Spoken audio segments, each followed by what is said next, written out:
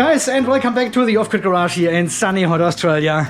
We have beautiful, beautiful weather outside. Some clouds around, but plenty of sunshine in between. And we have actually 0 amps outside at the moment. Just a second ago we had 100 amps outside plus another 48 amps into the Google Tower plus another 60 amps into the vehicle charging, but now the cloud is here.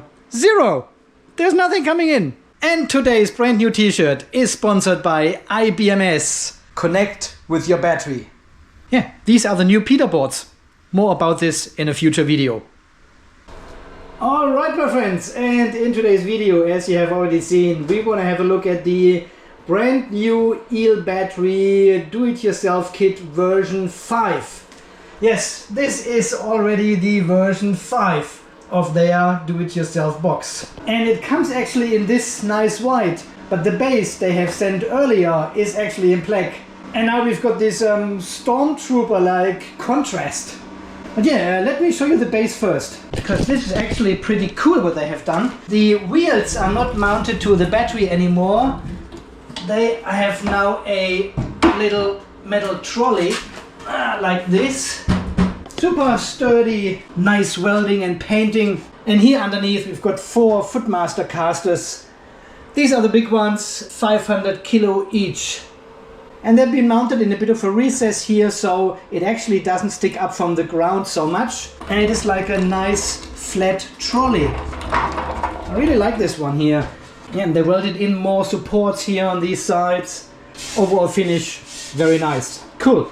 It has these 4 holes obviously, which exactly fit these rubber feet of these boxes. And yes, I have asked them before as well, the version 5 of the do-it-yourself box is also compatible with the version 4. So the case actually hasn't changed much.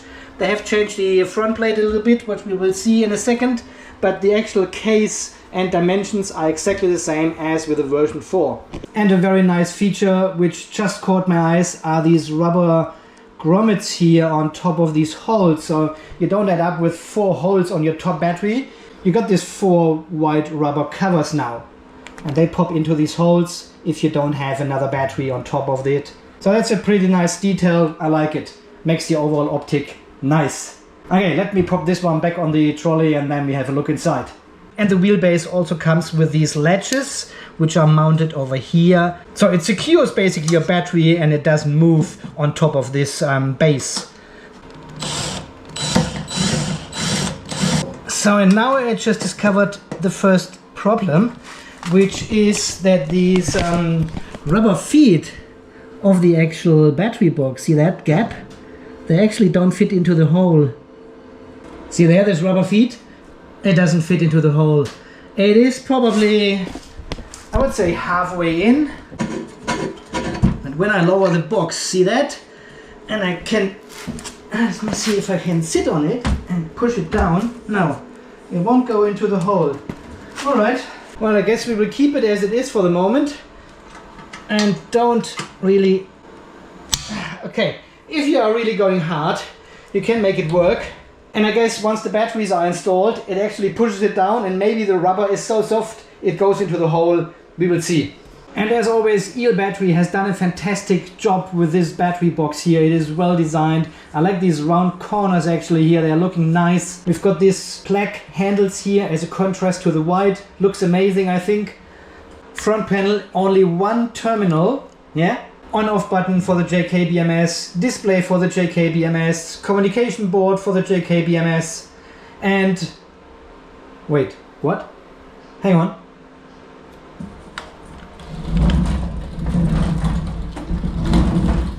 You've seen this right? There is no circuit breaker anymore. Nothing. Wait, stop the time lapse. Okay, this is how it looks like when you remove the lid for the very first time. I can see a fire extinguisher in here. Very nice feature now. And we've got all the accessories packed in this box here, secured under this metal rail. Got some epoxy.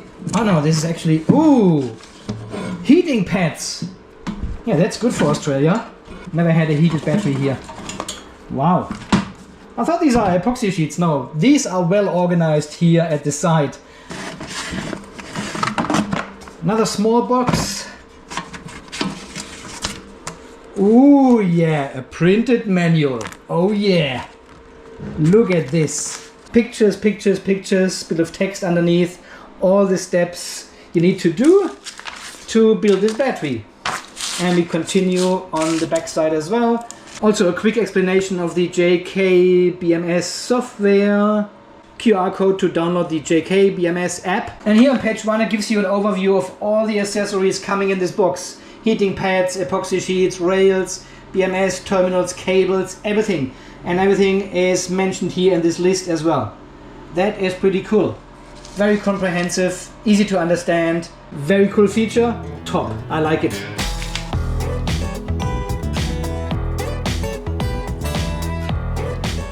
Alright, I have already removed the front plate of the EEL battery box. It has only 3 screws on each side. And you can see here on the back, oh, look at this. I like this bracket solution here for the display. It doesn't have these ugly wheels there, these metal wheels. And also the cabling seems to be very clean. It's not like this long harness with these 2 or 3 adapters inside. This is just a short cable here going to the BMS, connecting the display and the power switch. So, and here we can also see the reason why we don't have a breaker. We are having a 250 amp fuse inside this battery box here. And this is already torqued and marked off, very nice detail. So we're actually going back from a breaker to a fuse. Is that good or bad? Well, as I always say with these pre-assembled or do-it-yourself cases here, get your external circuit breaker for each of your battery box. The 250 amp circuit breaker normally used in these boxes here is far too large for the cabling inside, and we are not using these batteries with 250 amps anyway. So in this case, I don't really care if they put a fuse or a breaker in these battery boxes, because all my batteries will have an external circuit breaker anyway once we install them here in the battery room. So we can see here the compression plate with 6 screws. We've got this middle support here in this battery box. And this is actually one of the only battery boxes which have these middle support. It gives you an even compression of your cells, so very good. And I actually mentioned this here because this is also the smallest battery do-it-yourself box you can get on the market here. This has the smallest footprint of all battery boxes. And still they managed to get a middle support rail in this battery box here. That is actually really good and amazing. And with these 9 screws here, I assume we don't need to actually torque them. We just screw them in until they hit the supports on each side and in the middle. And we will see this later. So we've got the fire extinguisher here in the back. I'm not sure if you can see this here on camera. There's a bit of paint missing here. There's just a primer underneath. The same here in the corner. It's a bit of a yellowish color. You see if I can hold this in the... There you can see it. Yeah, it's a bit yellowish. There's a bit of paint missing. And the same here in this corner as well as down here. So this could be improved. There's a bit of paint missing in here, over there. It's not like the bare metal is sticking out or so, but the paint is actually a bit too thin here so we can see the primer underneath.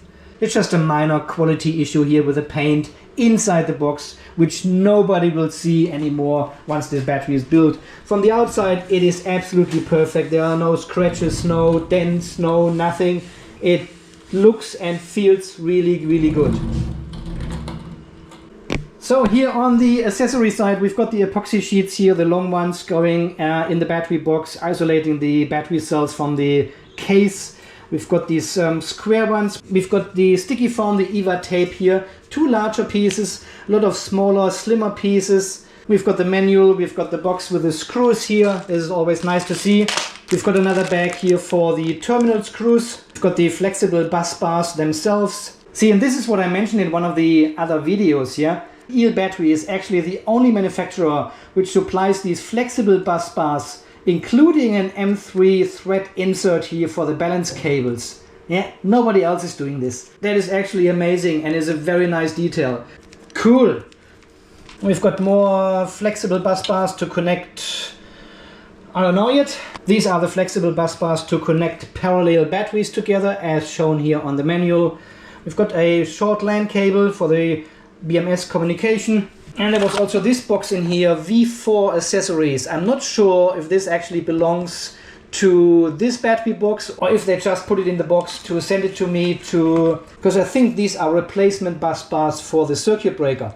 So I think this is what it is, and it doesn't actually belong into this box here. They just put it in here to deliver it to me, so forget about this.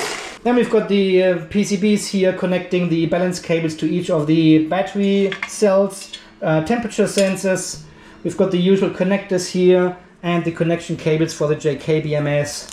JK-BMS itself, it's the PB2A16S200, 200 amp BMS, 2 amp active balancer and 350 amp of peak current. We've got more sticky foam here underneath these rails, and then we've got these plastic plastic strips here again. And these are actually going left and right on each of the battery cells as a spacer. I have never ever used them, never. I've got a whole big box full of them. I only ever use the EVA tape, the sticky foam, but never these plastic strips here. We will see later when we put the battery cells in if this is actually necessary or if we can live with the compression made by the EVA tape. Yeah, and in this version we also have the heating pads, 2 of them. I think they go in the bottom, the cells will sit on top of them, and this is the wiring cable for it. Connects to the JK-BMS here, the negative, and this is the temperature sensor. Yeah, measures the temperature inside the battery. If it gets too low, it turns on the heating and heats up the battery. Cool! Never had one of these before. Because it is sunny hot Australia here, we don't need it! Okay, this is basically all the accessories you get. Everything as per standard. Some very nice and cool features. I really like the flexible bus bars and these M3 inserts for the balance cables. The manual with lots of pictures inside. And also that we don't use any cables here. Everything is done with flexible bus bars. So, very, very nice so far. There we go, 160 amps outside, plus another 100 here in the global. Oh, 100 amps. I think my 63 amp circuit breaker will trip any moment. I need to lower the charge current here a bit. Too much sun again.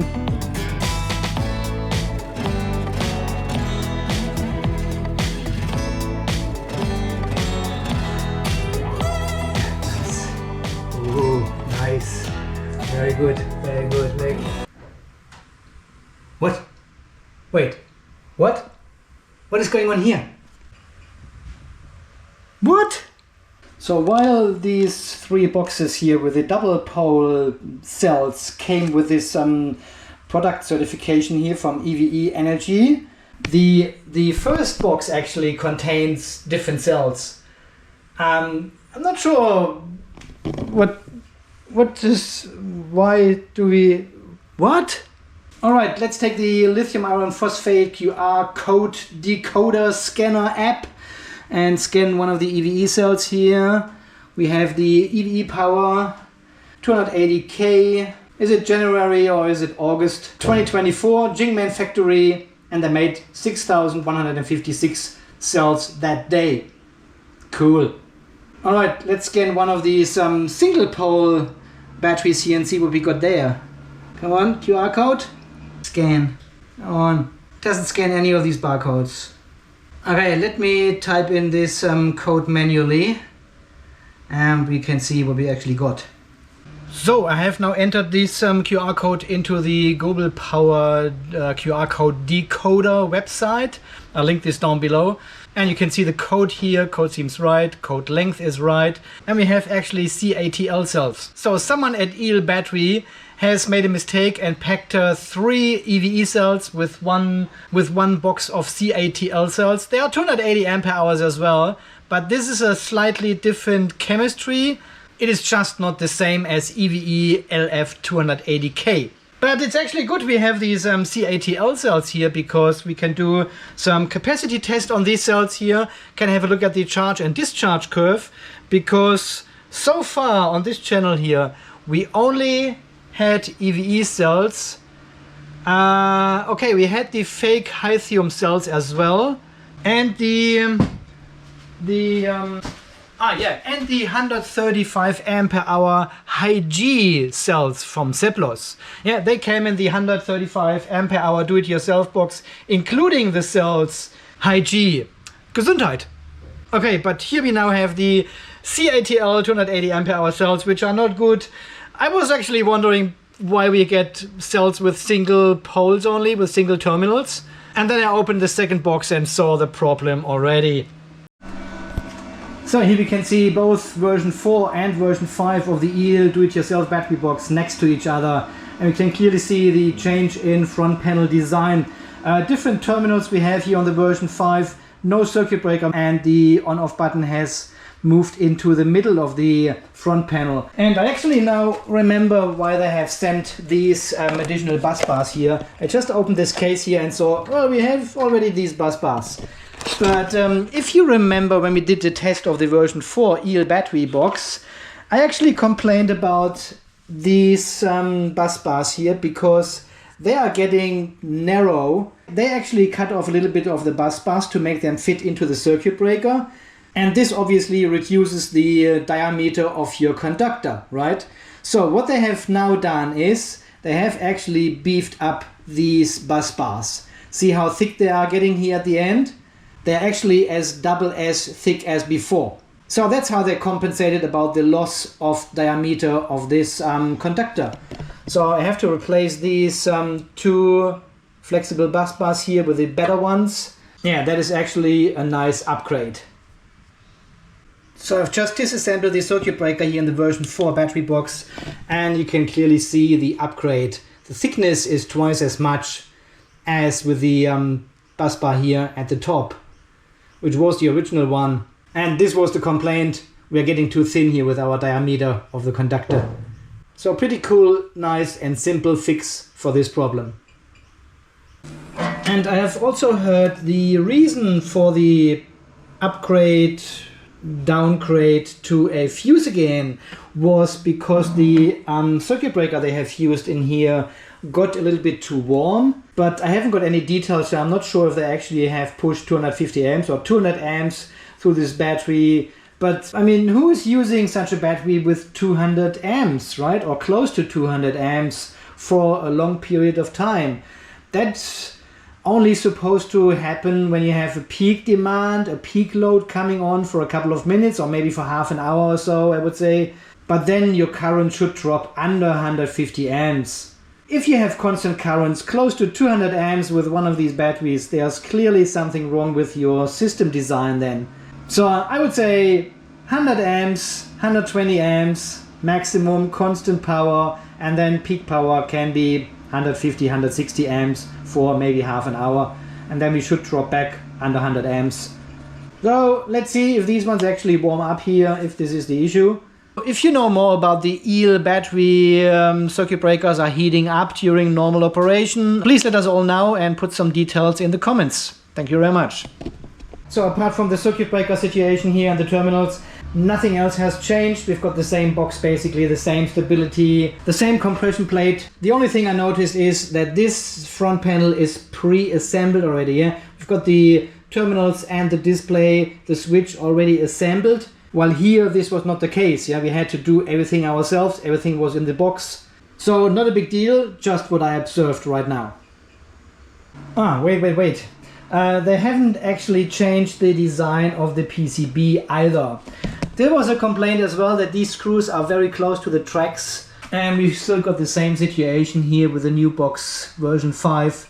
The screws are dangerous close to the tracks, and from the other side you've got metal standoffs. And there were already cases which I have read online where a cell actually made contact to the metal case then because of this issue.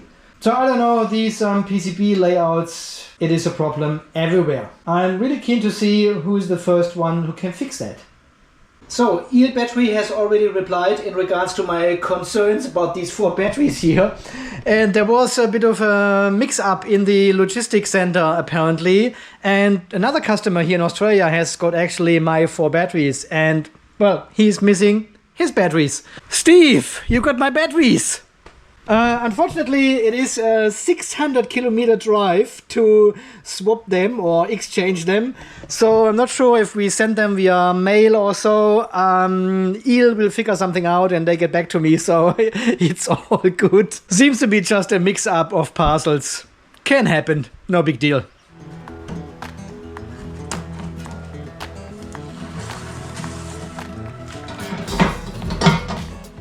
So I've just installed the heating pads as well. They're going in the floor basically of the battery, and the cables are pointing to the front. And this is what the gap is for in the compression plate here, to let actually the cables through.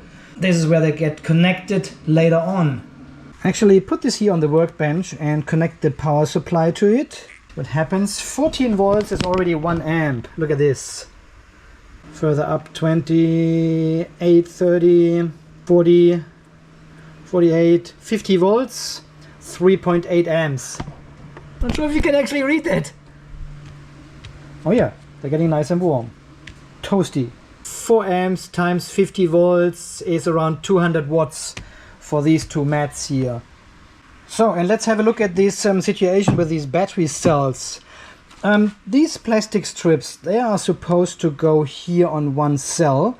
And then we've got this narrow EVA tape, the sticky foam in between, and then we've got the next cell, right? So that's how it's supposed to go, and this acts like a spacer in between these cells, so it keeps the cells apart. So this construct basically makes the cells uncompressed. Yeah, they are only touching here where these little strips are, and the EVA tape doesn't do anything in between. This is basically the same height. So once you use these cells here and they start compressing and expanding while charging and discharging, this only happens in the middle of the cell, not on the outside where the corner is, only in this area basically. And the next cell does the same, right? So they're actually meeting in the middle here where the EVA tape is, and the EVA tape gets squished together while the outside of the cells actually stays as it is, because this is not compressible. And when we look at the specification of the EVE cells of the LF280K, there is actually a diagram showing the construct of the compression of these cells. And they are using, well, flat material, either wood or metal, to compress these cells. And this compression goes over the whole area of the battery cell, right? Not just near the outside corners. It is the whole area which gets compressed. And this is not what we are doing here. We are only compressing here on the outside, but not the full area. So I don't know, I'm not a fan. I never install these ones here. I know EEL battery does that, and I think one of the other, was it Zeppler's? No, some other manufacturers, they do this as well with these strips here. I never use them. Let me know in the comments down below if you have used them. What is your experience? Have you seen any? Because I think it makes these cells uncompressed. Why would you use your batteries uncompressed, even you have the opportunity to fully and perfectly compress them? So let me put 8 cells in there and see how much space we actually have in between, and what kind of insulator in between these cells we need to install. So let's do that and see how we go.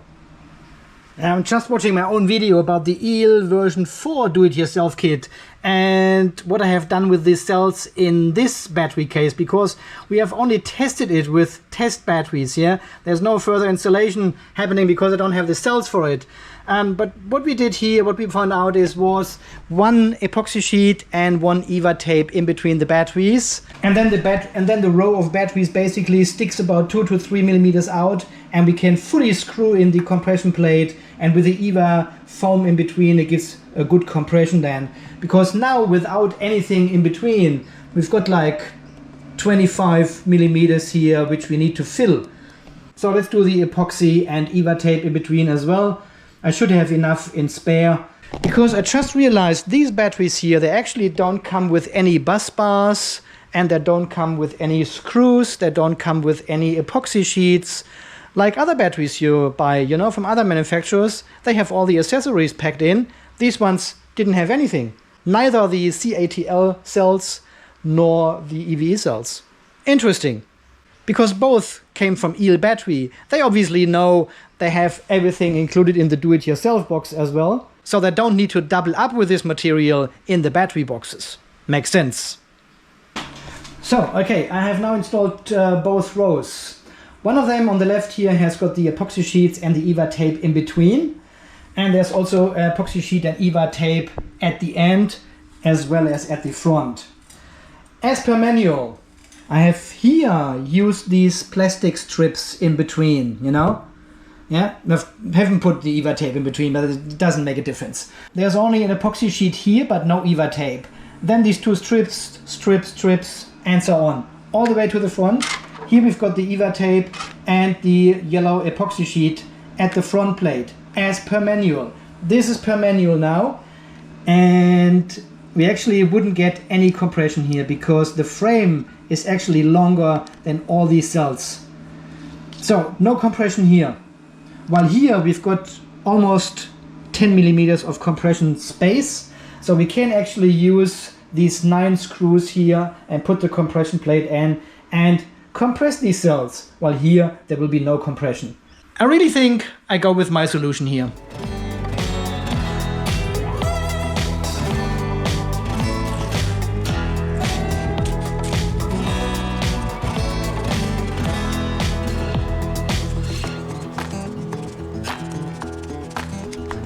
So I'm trimming off like 5-6 millimeters of each of the sides here, because they are too wide for these metal rails here, and otherwise you would end up with the sticky side being exposed to the top of the battery, and you always have this sticky part in there and shit sticks there. And yeah, so cut off 5-6 millimeters and they're perfectly fit.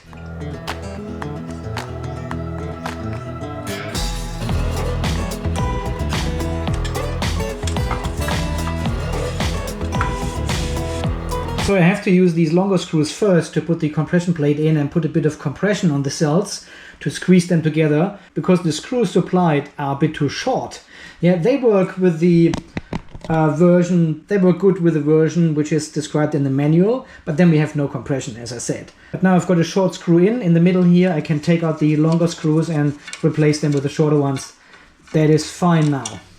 We have to take it off anyway again, because we need to install the 4 cells.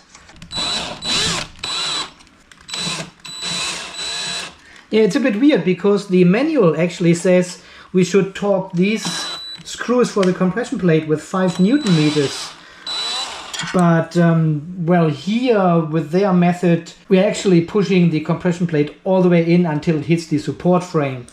So there's no need for 5 Newton meters or any other Newton meters. But with this method here, we are actually having a good compression.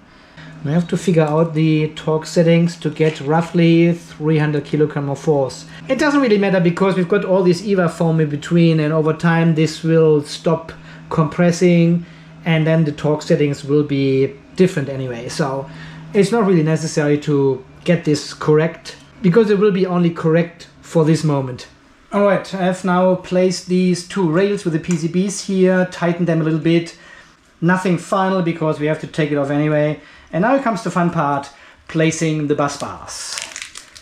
Making a battery out of your cells. So we start with the main positive of the battery here, and this would be the main negative once these cells have arrived.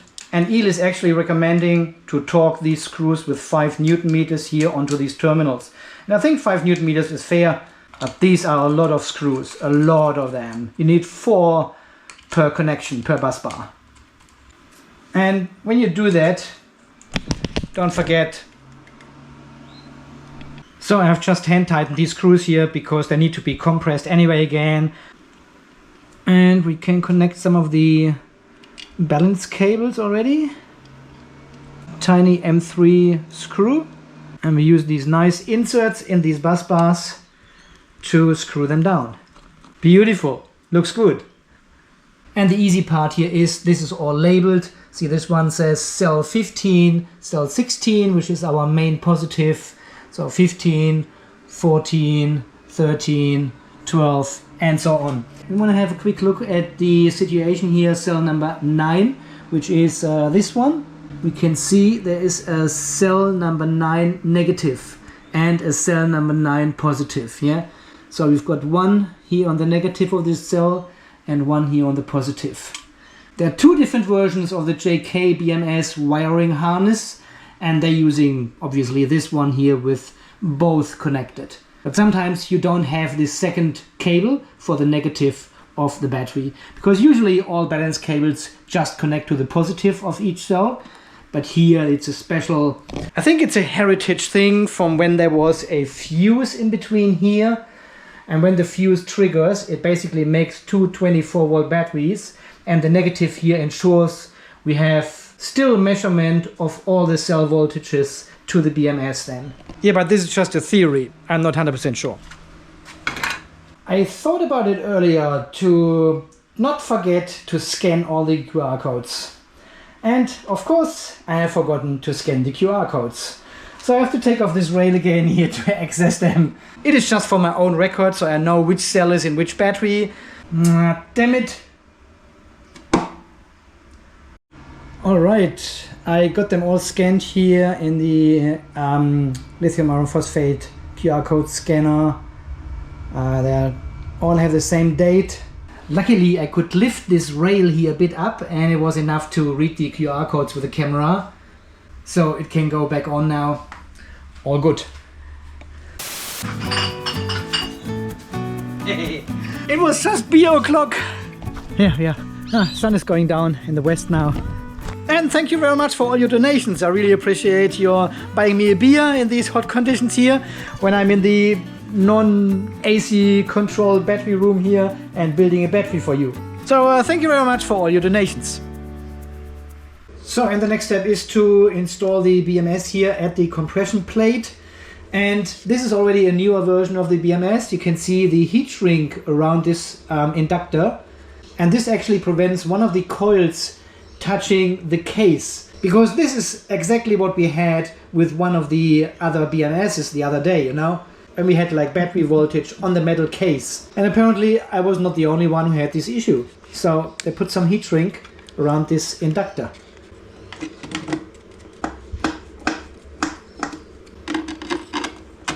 So here as well, only 2 screws to hold it in place. We are not going to connect everything tonight because Steve has still got my batteries. Ah, there's another network cable in here. Ah, that's why they have this cable clamp here. This is actually for the heating pads. So you open these 2 clamps, put the cable in and click them back in. That's it. There we go. First cable in. Perfect. Very good solution. I like it. Because I was wondering, there were bare wires here coming out of these heating pads. And I thought, do we have to solder? But no, it's only with this click connection thingy here. And that's all. And this plugs into the heating port of the BMS. Is it? I think it's up here. This one is the display and up here is the heating port. So that goes here, and this one, I don't know. Does it go to negative?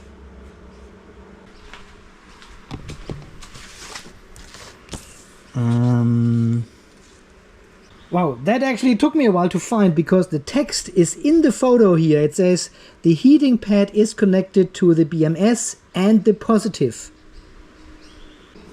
But which positive are they talking about? The battery positive? Without any fuse in between? Nah, come on. How does this work?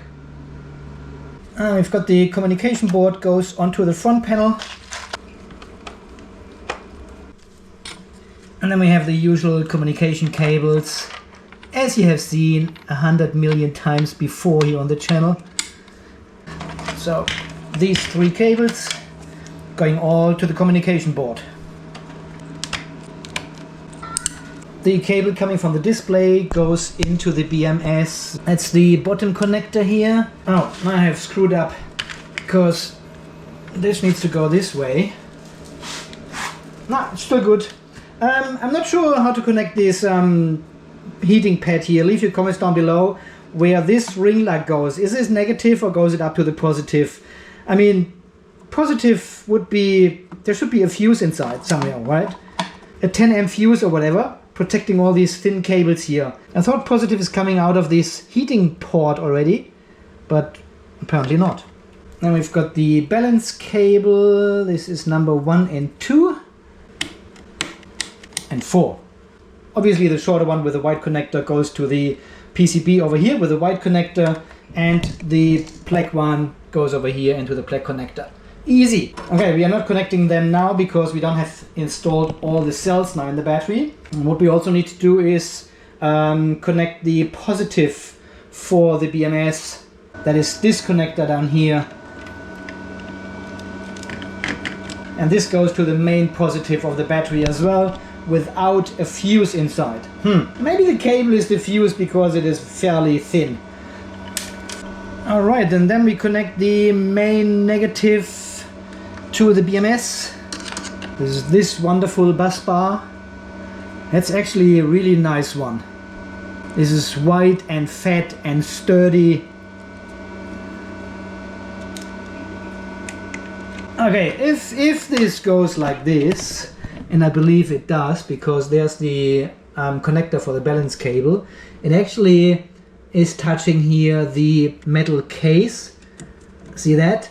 It should be, maybe when it's connected to the bus bar it gets lifted a bit.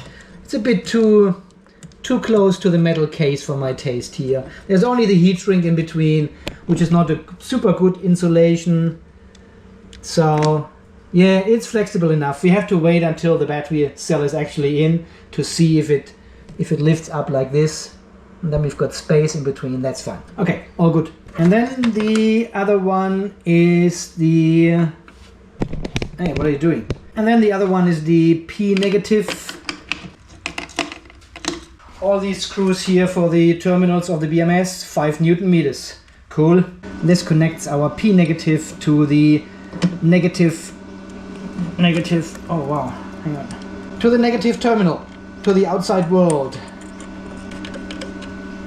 The case is small, it's the smallest on the market I think, and it is tight. But not too tight, there's still room. So, positive there, negative here. This needs to be torqued. These are all torqued already, and that's basically it. Look at this beauty. Huh? And we give this a screw here as well. They're all lining up perfectly. No problem here. Alright my friends, and this basically concludes the build of the EEL battery do-it-yourself kit version 5. Without breaker, but with a fuse. Here obviously we cannot turn on the BMS, nothing is connected because Steve has got my cells still. So, a couple of things I want to notice here. Temperature sensors. They just hang around here in the air. They are not actually connected to the batteries somehow. I would rather see them going into a ring lug as well, because we always have the second connector here on the bus bar, this M3, yeah? So why can we not screw this one here onto a bus bar, and it at least measures the terminal temperature of these two cells then? It's better than hanging in the free air and doing nothing, yeah? We've got 4 of them, and they're all doing the same thing. Gluing them on top of the battery cell with hot glue or silicone or something is not, yeah, I don't know. It is a bit of a weird situation with these temperature sensors, right? The second thing I don't like in this box here is the idea with these plastic strips in between the battery cells and then have some EVA tape in between only. I don't think this is actually as per manufacturer specifications to have just plastic strips left and right. As I said, in the specs of EVE, there's always a full area compression plate and compressing the cells across the whole area, not just with a strip. So I'm not sure if this is an EEL specific thing or whatever their idea was with that, but yeah, I'm not a big fan. And if you do that as per manual, you've got no compression. Yeah, there's actually space in between your cells and the compression plate when it's fully screwed in. And there's no compression, they're actually wobbling around. There's probably a gap like 2 or 3 millimeters across all these 8 cells here. So, and the other thing I don't like is the situation down here with these feet. They're actually not going into the hole in the trolley, and the same as we have seen here in the top as well. So the whole battery is actually sitting only on these 4 rubber feet.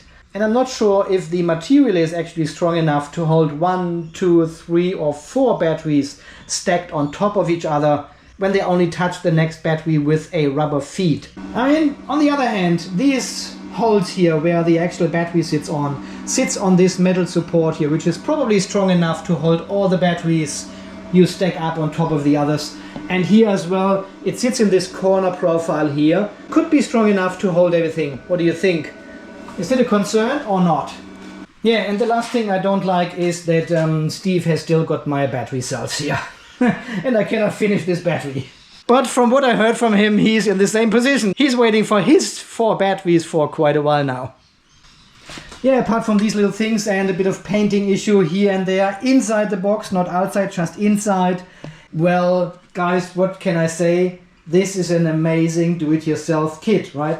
It looks amazing, especially with the white and black. Much, much smaller than all the battery kits we tested here on the channel. I like they are not using any cables anymore. Everything is flexible bus bars, double pole terminals.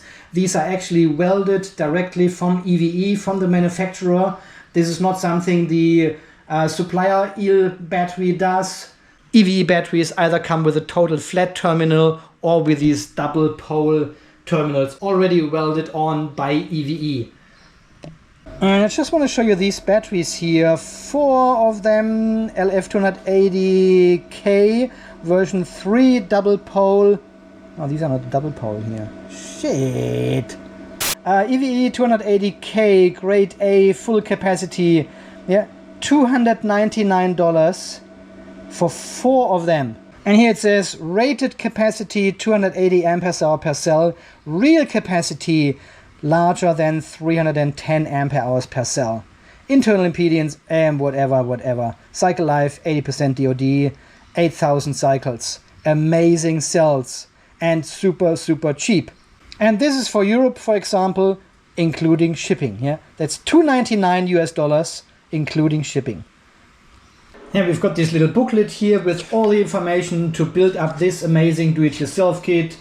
Got all the accessories well organized. Everything else is packed in this box here. We've got now a fire extinguisher inside the box. Yeah, is the non-existing circuit breaker a downside? I personally don't think so, because I always recommend to use external fusing, external breakers anyway for each of the batteries you install. Because, well, quite frankly, have a look at these flexible bus bars here to connect to the next battery. This would be like here, positive goes to the next positive of the next battery and so on, yeah? But you're adding 250 amps of braking capacity with each battery. Yeah, you've got 2 batteries paralleled, that's 500 amps, 250 from each battery before this internal fuse actually triggers. 500 amps. Can these ones withstand 500 amps? Definitely not. So I would not recommend using these flexible bus bars. Use external breakers, external fuses, depending on the cable size you are using. And for such a battery, 140, 150, 160 amp circuit breaker is totally enough. Yeah, I'm running my battery shelf here with 100 amps circuit breakers. These are 100 amp circuit breakers, DC breakers, and they are even downrated to 80 amps. I can adjust them here between 100 and 80 amps, and they're all sitting down on 0.8. Because 3 times 80 amps makes 240, and I've got a 250 amp main circuit breaker up here for all 3 of them. So if you haven't watched all the videos about the battery shelf here, this is all explained in all nitty-gritty details. There's a big playlist for the battery 2.0. So if you haven't watched it, knock yourself out. I'll link it down below. And I was actually going to give the EEL battery version 5 do-it-yourself kit here a 4 out of 5 frogs, you know, because it is really good.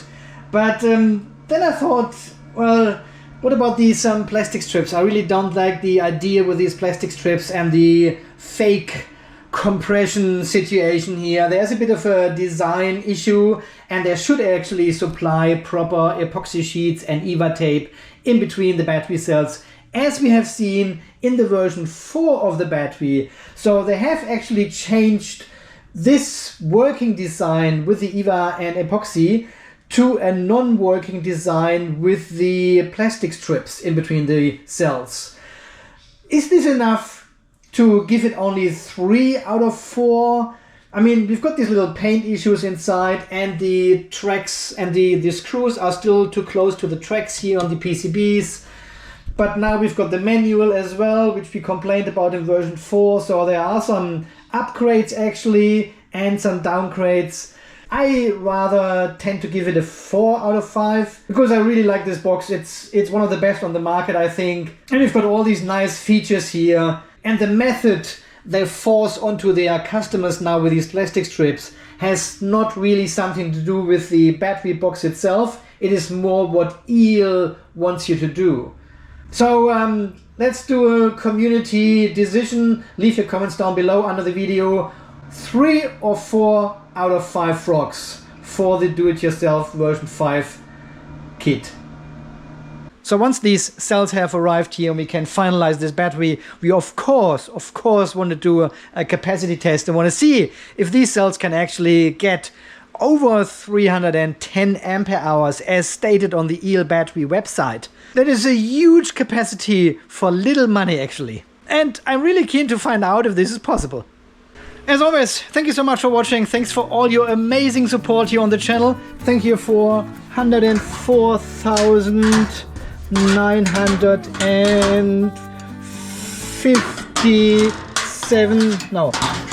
75 subscribers. Thank you so much, guys. We're close to 105,000. It's amazing. Thank you very, very much. Also, thanks a lot for all your comments about the sticker on my shoulder. And we also wish Steve all the best because he's at the moment in hospital. We wish him a speedy recovery so he can send my batteries as soon as possible and we can finish this battery.